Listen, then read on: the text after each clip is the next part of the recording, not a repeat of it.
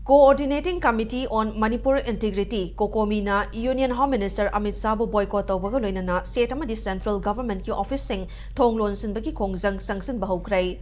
Cocomi amadi miyamna jiriba mihat amadi apspa lokthokpagi matangda thamkiba demand sing numit 8 ni ki manungda lengakna pangthokpa ngamdabagi mayokta committee asina ngarang khongjang sangsilagani haina laukthokibagi matung inna state amadi central government ki office sing thingzinbagi khongjang sangsin bahokibani.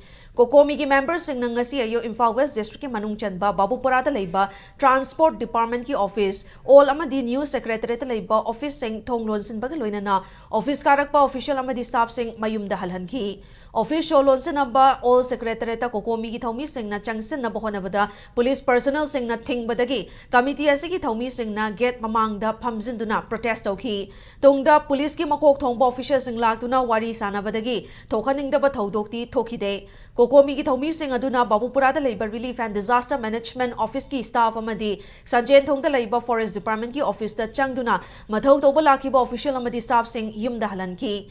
Cocomi ki yamlaba thomi sing na office solon sin ba lakiba duda thokaningdaba thodok thoktanaba Police Department ki makok thongba official sing Imphal West amadi Imphal East District ki SP sing laktuna ngak senbagi thabak paikhatki.